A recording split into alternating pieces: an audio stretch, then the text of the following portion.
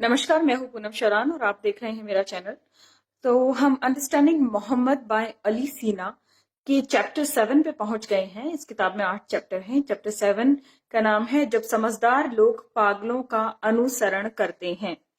तो ये इस्लाम का सारा मामला ही ये है कि इस किताब में उनका मनोवैज्ञानिक विश्लेषण किया गया है मोहम्मद बिन अब्दुल्ला का, जिन्होंने इस्लाम मजहब की स्थापना की।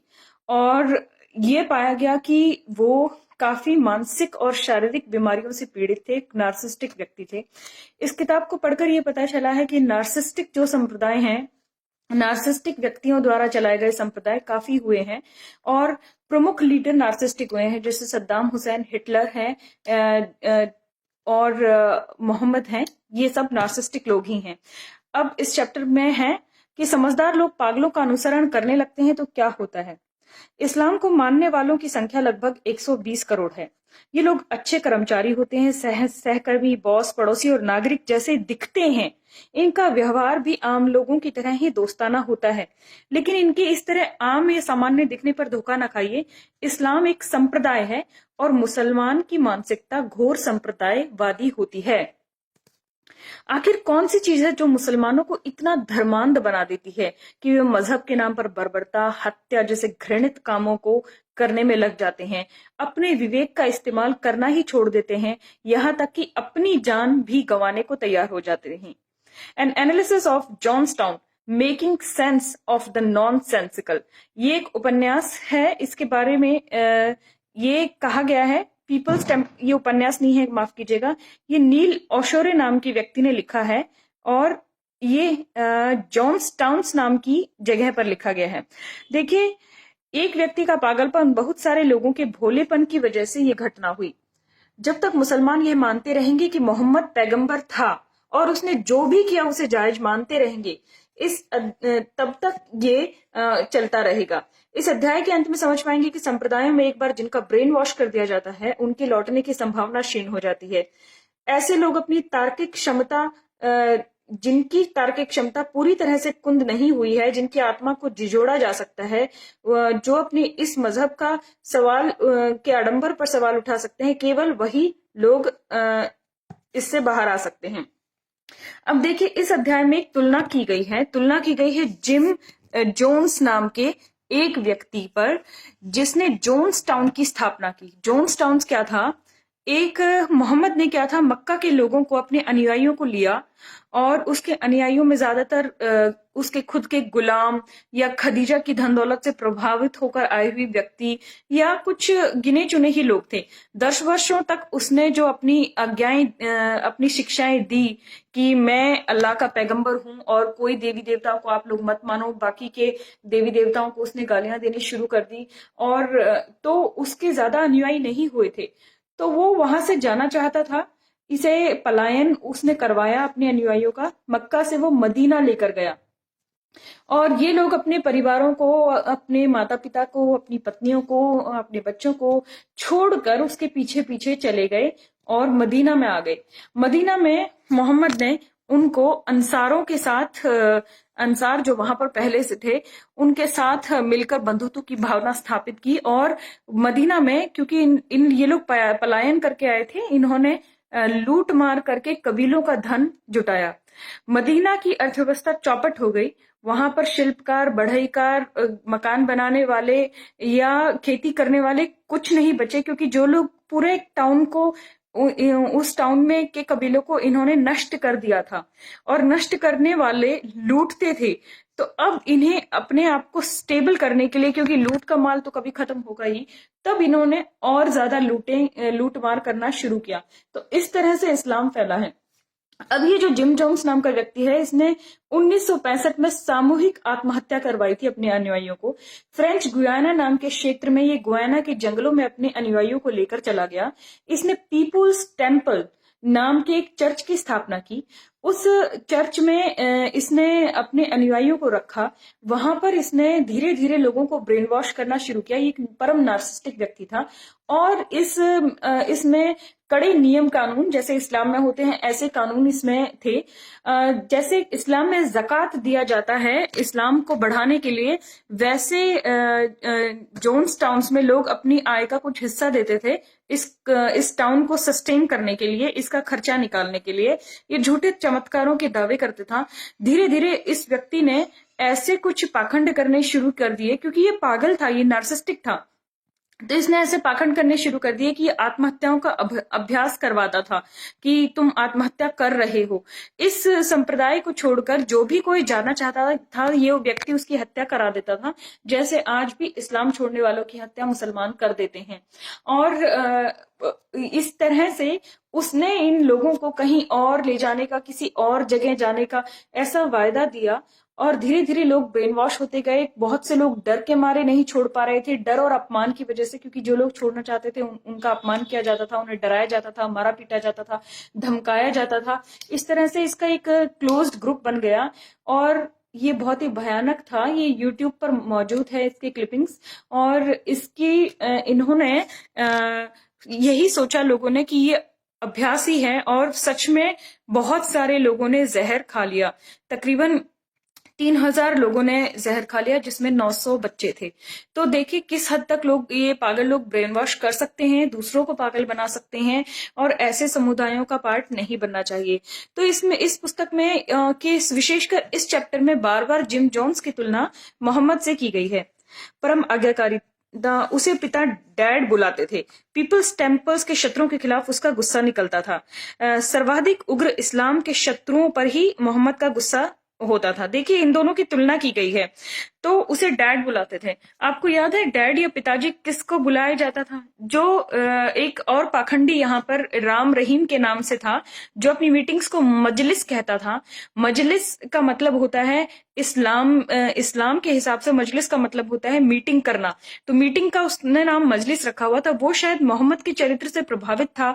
और संत रामपाल कहते थे कि अगर आप हमारे अनुयायी नहीं बनोगे तो आप सतलोक नहीं जाओगे। देख रहे हैं आप, वो भी कुरान की आयतों को या कुरान को पढ़ाते थे। तो ये इस तरह के जो बाबा पाखंडी पाए गए इंडिया में, जिनका नाम ये लग रहा है कि ये हिंदूवादी लोग थे, ये असल में इस पाखंडी मोहम्मद के जीवन से प्रभावित हो रखे थे और इन्होंने ऐसा ही किया है। कोई कह रहा है कि आपको सतलोक जाने को मिलेगा अगर आप मेरी आज्ञा का पालन करेंगे, और प्राइवेट आर्मी रखी हुई थी रामपाल ने ब्लैक ड्रेस पहन के। ऐसे ही राम रहीम को लोग पिताजी या डैड कहते थे, जैसे कि जिम जोन्स को कहते हैं। तो ये सब नार्सिसिस्टिक व्यक्ति हैं। इसी तरह से आगे इस चैप्टर में तुलना की गई है। अब वो बार बार कहता है परम आज्ञाकारिता। परम आज्ञाकारिता का मतलब है कि इन संप्रदायों को मानने वालों को उसकी हर आज्ञा माननी होती है। आप विरोध नहीं कर सकते। अगर आप विरोध कर रहे हैं तो या तो आपको मार दिया जाएगा, या मारपीट की जाएगी, या आपको प्रताड़ित किया जाएगा, अपमानित किया जाएगा। तो परम आज्ञाकारिता में लोग शहरों को छोड़कर जंगलों में चले गए, जोन्स टाउन्स में, और मक्का के निवासी मोहम्मद के पीछे पीछे चल के मदीना में चले गए। यह आयत कहती है कि मुसलमानों को उन मुसलमानों को सुरक्षा नहीं देनी चाहिए जिन्होंने पलायन नहीं किया है। तो भारत से बहुत सारे लोग छोड़कर, भारत को, अपनी मातृभूमि को छोड़कर पाकिस्तान चले गए, जिन्हें मुहाजिर कहा जाता है, क्योंकि वो इसी आज्ञा का पालन कर रहे थे कि जहां पे इस्लाम मजबूत है हम वहां जाना चाहते हैं। तो वो यहां से चले गए, वो स्वयं यहां से पलायन कर गए, और ये दूसरों को निष्कासित भी करते हैं। मोहम्मद ने पिछले चैप्टर्स में मैंने आपको बताया है कि मोहम्मद ने कई कबीले के लोगों को निष्कासन दिया है कि आप अपना धन संपत्ति छोड़कर यहां से चले जाएं। ऐसा ही कुछ निष्कासन कश्मीरी पंडितों के साथ 1990 में हुआ, और उससे पहले 1986 में हुआ, 1989 में हुआ। 14 बार इस्लाम आने के बाद कश्मीर के इलाके से हिंदुओं को निर्वासित किया गया है, उनको निकाल दिया गया है। तो खुद छोड़कर चले जाना या लोगों को निकाल देना, खुद पलायन कर जाना या लोगों का पलायन करवाना, ये इस संप्रदाय कल्ट का महत्वपूर्ण हिस्सा है। मोहम्मद के जिससे मुस्लिम प्यार भी करते हैं और डरते हैं। अल्लाह एक ऐसा अदृश्य जीव है जिससे मोहम्मद के चाहने वाले प्यार भी करते हैं और डरते भी हैं, और वह उनकी हर गतिविधि को देखता है और विचारों की निगरानी करता है। मजहब के प्रमाण के रूप में मृत्यु। 1978 के पीपुल्स टेम्पल्स के संप्रदायों के लियो रैन ने लिखा है अ, सम्मान के साथ इसमें, हाँ, ये उसी अंधभक्ति की बात की गई है कि पीपल्स टेम्पल्स के सदस्यों ने कैसे जहर खा लिया, क्योंकि वो बार बार जहर खाने का ही अभ्यास कर रहे थे। इतना उसने लोगों को ब्रेन वॉश कर दिया। ये बहुत ही दुखद घटना है। और ये संप्रदायवाद या जो कल्ट के बारे में आप सर्च करेंगे तो आपको मिल जाएंगी। कमजोर दिल वाले ऐसे वीडियोस को ना देखें, क्योंकि ये भयानक बात है कि बहुत सारे लोग आत्महत्या कर रहे हैं। पिछले कुछ वर्षों में एक बुराड़ी की आत्महत्या की घटना भी सामने आई थी, जिसमें एक ही परिवार के 11 लोगों ने एक मानसिक रोगी की बातों में लगातार आकर अंधा अनुकरण करके स्वयं को फांसी लगा ली थी। और 11 लोग एक ही घर के मर गए थे, और सभी लोगों को ये लग रहा था कि वो मरेंगे नहीं। इसी तरह से कोई कह रहा है कि आप सतलोक चले जाएंगे, कोई कह रहा है आप जन्नत चले जाएंगे। लोग मर रहे हैं, मार रहे हैं। ये कल्ट बहुत ज्यादा खतरनाक है। मनुष्य की बुद्धिमत्ता की सीमा होती है, क्योंकि जितने आप इंफॉर्मेशन एक्सट्रैक्ट कर सकते हैं उसकी कोई लिमिट है, आप कितनी जानकारी हासिल कर सकेंगे। लेकिन मूर्खता असीम होती है। बड़े झूठ पर लोग जल्दी विश्वास करते हैं, ऐसा इस किताब में कहा गया है। अंधश्रद्धा और विवेक शून्यता मुसलमानों के संप्रदाय का लक्षण है। मुसलमान को अपनी हर इच्छा को त्यागना होता है, बाकी सबको अस्वीकार करना होता है। अगर तुम सच्चे हो तो मौत की आरजू करो। कुरान 2/94। एक जगह मोहम्मद यहूदियों को चुनौती देते हुए कहता है, सच्चाई सिद्ध करने के लिए मृत्यु की इच्छा करें।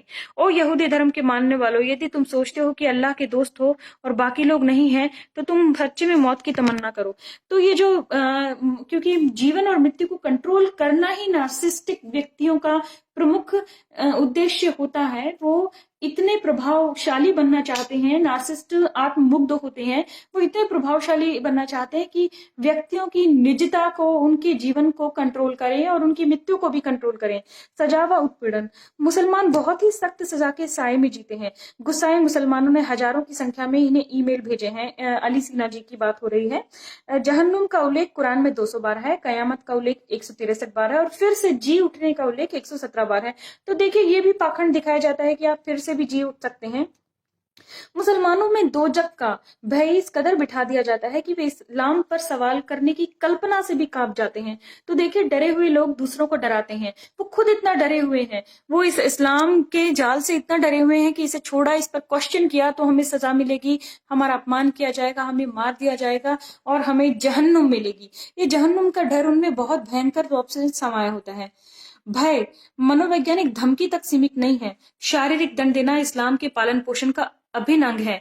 इस्लामिक मदरसों यानी कि मजहबी स्कूलों में बच्चों को छोटी छोटी गलतियों के लिए बहुत बुरी तरह मारा जाता है, जंजीरों से बांधा जाता है, बच्चों की पिटाई होती है, बड़ों को भी शारीरिक दंड दिए जाते हैं, कोड़े मारे जाते हैं, अंग काट दिए जाते हैं, पत्थर मार मार कर भी मारने का हुक्म है, और चौराहों पर बेइज्जत करना, ये सब इस्लामिक सजाएं हैं।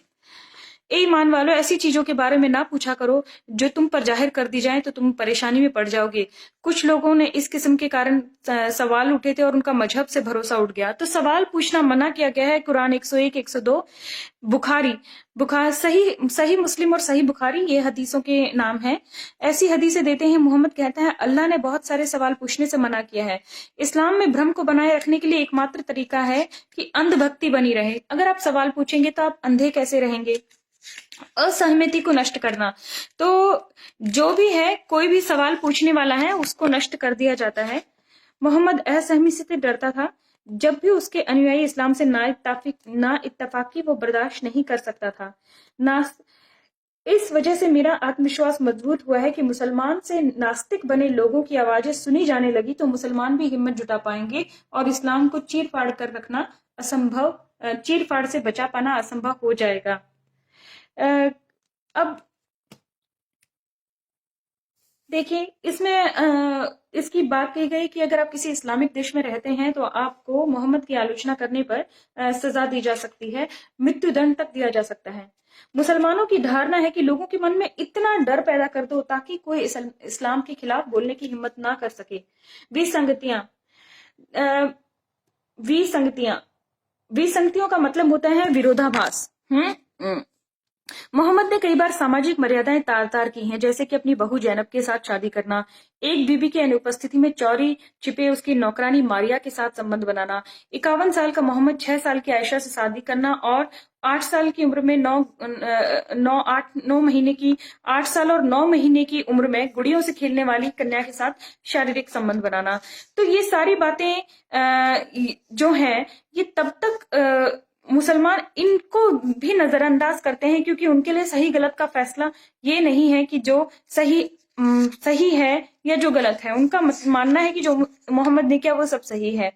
देखिए, मोहम्मद ने एक हदीस में अपनी एक बच्ची से शादी करने की ख्वाहिश जाहिर की है, जो कि अभी चलना सीख रही थी। उस बच्ची की किस्मत बहुत अच्छी थी कि मोहम्मद की मृत्यु ही हो गई। कम उम्र में बच्चियों को अल्लाह के लिए पुरस्कार मानकर सेक्स गुलाम रखने में भी मुसलमान विश्वास रखते हैं। देखिए, जहां जो लोग इस्लाम को कट्टरता से फॉलो करते हैं और इस्लाम में कट्टरता है, तो वो ये मानते हैं कि मोहम्मद ने जो भी किया वो सुन्नत है। और सुन्नत का मतलब ये भी है कि आप 9 वर्ष की कन्या से एक वयोवृद्ध पुरुष का विवाह करवा सकते हैं। तो पाकिस्तान में आपको ऐसी अनेकों घटनाएं मिल जाएंगी।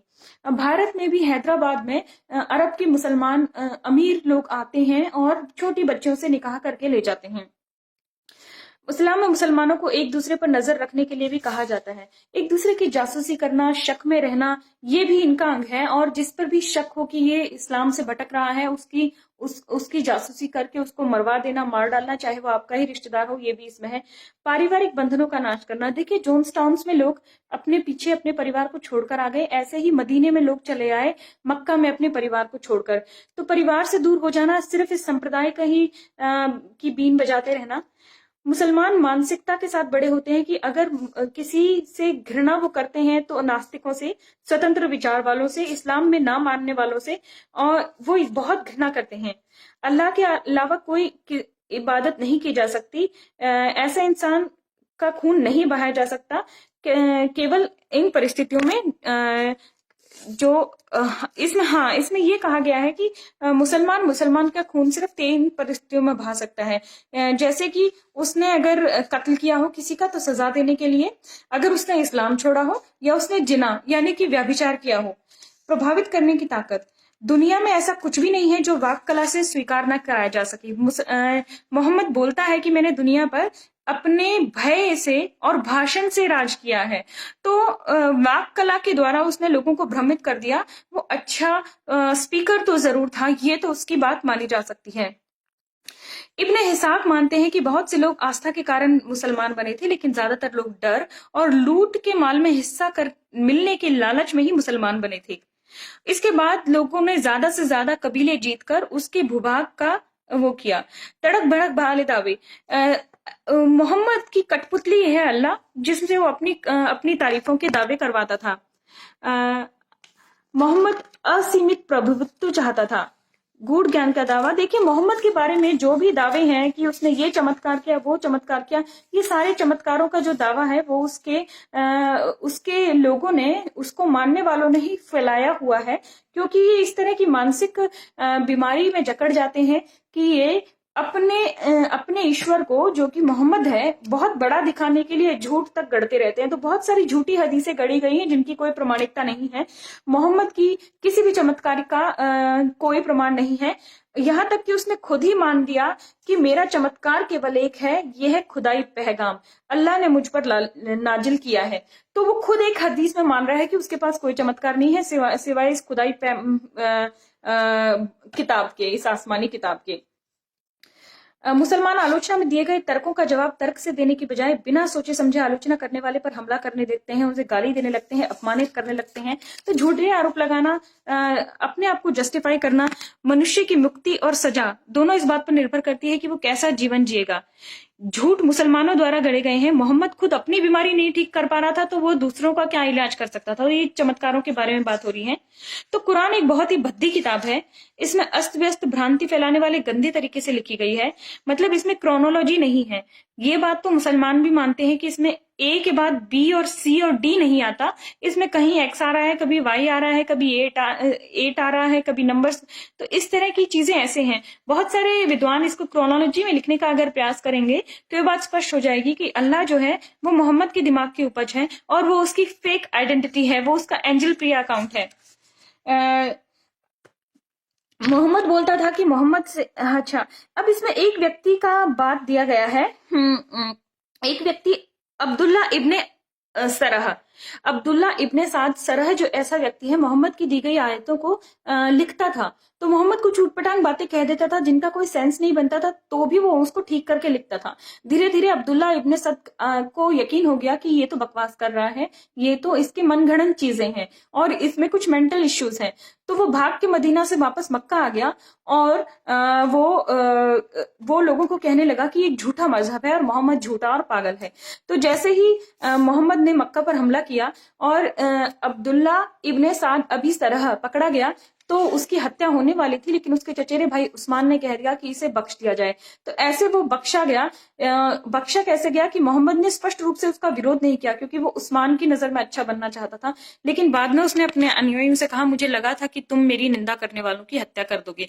तो देखिए, ये ऐसा नहीं है कि उसके जीवन काल में लोग उसे पकड़ नहीं पाए, उसे बहुत लोग समझ गए थे कि ये बकवास कर रहा है। जंग में औरतें बंदी बनाई जाती थी, मुसलमानों के लिए प्रोत्साहन माना जाता था, ऐसे मुसलमानों के लिए जो शादीशुदा नहीं थे। देखिए, जो टीनेजर्स होते हैं उनकी यौन उत्कंठाओं को बढ़ावा देने के लिए इस्लाम में सेक्स का लालच दिया जाता है कि तुम अगर मर गए तो तुम्हें जन्नत में सेक्स करने के लिए मिलेगा, और अगर तुम जिहाद में जीवित रहे तो तुम किसी काफिर महिला को पकड़कर अपनी यौन इच्छा पूरी कर सकते हो। तो इसलिए इसमें क्रमिक समावेशन है कि मदीना में जो आयतें बोली गई हैं वो बहुत सॉफ्ट हैं, वो बहुत अच्छी हैं, वो अच्छी चीजें बताती हैं। तो जब किसी को मुसलमान बनाया जाता है तो उसको सिर्फ मदीना वाली आयतें बताई जाती हैं। मक्का में जाने के बाद जब मोहम्मद की गतिविधियां बहुत कष्टकारी हो गई, वो बहुत चोर, डाकू, लुटेरा, बलात्कारी, हत्यारा बन गया, उसके बाद जो उसने आयतें बोली हैं वो उसके चरित्र की तरह ही बहुत ही घृणित हैं। तो बाद में धीरे धीरे लोगों को इसमें शामिल किया जाता है। अब है कि औरतों की बुद्धि मर्दों से कम होती है, ये बातें पैदाइशी मुसलमान औरतें मानने लग जाती हैं, और साथ में वो ये भी मानती हैं कि इस्लाम में औरतों की आजादी है। तो ये विरोधाभासी कंटेंट में वो बिलीव करती हैं, इतनी वो मानसिक गुलाम बन जाती हैं। अब गैर मुस्लिम औरतें जब इस्लामिक घरों में शादी करके जाती हैं तो ऐसे ही उनका स्वागत होता है कि शुरू में तो उनको बहुत ही मीठा मीठा गप कराया जाता है, बाद में कड़वा वो थू नहीं कर पाती हैं। उनके लिए वो जीवन बहुत कष्टकारी होता है, क्योंकि इस्लामिक महिलाएं बचपन से ही अपने साथ हो रहे दुर्व्यवहार, बलात्कार, हिंसा को बर्दाश्त करती आ रही हैं अपने ही घरों में। वो इसकी आदी होती हैं, वो सोचती हैं कि मर्द ऐसा कर सकते हैं, लेकिन जब गैर मुस्लिम महिलाएं वहां जाती हैं और वो इस बलात्कार, हिंसा का और ये पीटे जाने का विरोध करती हैं, तो फिर वो सूटकेसों में पाई जाती हैं। यहाँ मैं लव जिहाद की बात कर रही हूँ। तो यहाँ पर यही बताया गया है कि गैर मुस्लिम महिलाएं जो इस्लाम में शादी करती हैं उनके लिए कितने खतरनाक है। सभी मुसलमान आतंकवादी नहीं होते, यह बात जितनी साफ है उतनी चिंताजनक है, क्योंकि अधिकांश आतंकवादी मुसलमान ही होते हैं। जब भी कोई बड़ा आतंकवादी हमला होता है तो मुसलमान खुशी मनाते हैं। देखिए, कॉन्स्पिरेसी थ्योरीज में मुसलमान बहुत विश्वास करते हैं, जैसे 9/11 का आतंकवादी हमला यहूदियों ने किया, या यहूदी उस दिन काम पर नहीं गए, या अमेरिका ने किया, CIA ने करा, या इजराइल की खुफिया एजेंसी मोसाद ने किया।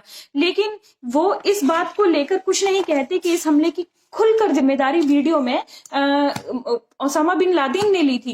तो देखिए, उनके सामने वीडियो प्रूफ भी अगर मान दिए जाएं कि ये देखें ये हमले आतंकवादी कर रहे हैं, जैसे पुलवामा का आत्मघाती हमलावर जो अब्दुल डार था, उसने खुद वीडियो रिकॉर्ड करके कहा कि मैं कर रहा हूं, लेकिन फिर भी कहेंगे नहीं, ये तो इंडिया ने खुद